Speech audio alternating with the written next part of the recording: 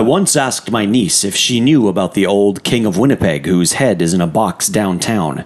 She looked up at me with confusion and some might say doubt and replied, "No." And when I decried what they call education these days and told her the story, I could see the doubt more clearly crowding the cute curls of her forehead. So I grabbed her by the hand and raised her up off the chair and announced that we were going to take a trip to see the old King of Winnipeg whose head is in a box downtown, and it would be the best trip that she had ever taken. Yes, even better than that time you saw monkeys fling poop at each other.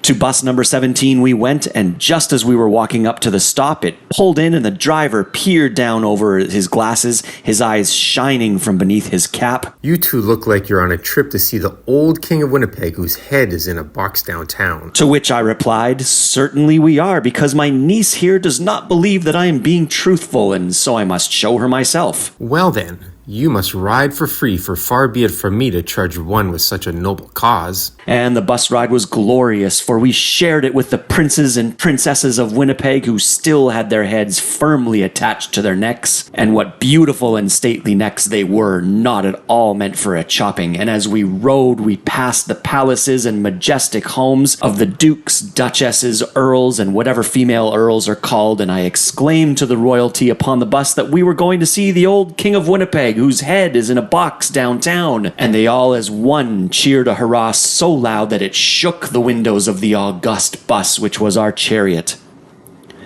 Although I was loath to leave the camaraderie of our newfound friends, our stop had arrived, and so we bid them all adieu and bathed in the twinkle of the bus driver's eyes. And when I told my niece how close we were, I could see the doubt had receded from her eyes, replaced by the very same excitement that must have been written on the faces of the people who had been so honored as to remove the head of the old King of Winnipeg and place it into the box and place the box downtown.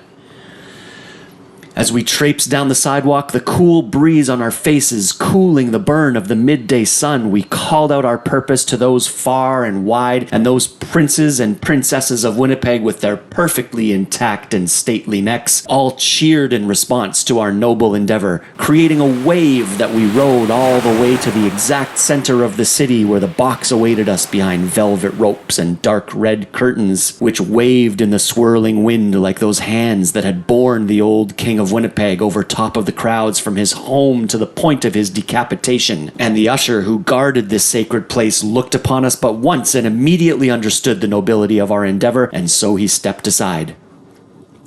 And our steps became smaller. Our hearts nearly burst with excitement. We reached out our hands to caress those smooth red curtains and marveled at how easily they parted. And there it was, in a box downtown, the gleaming golden head of the old King of Winnipeg.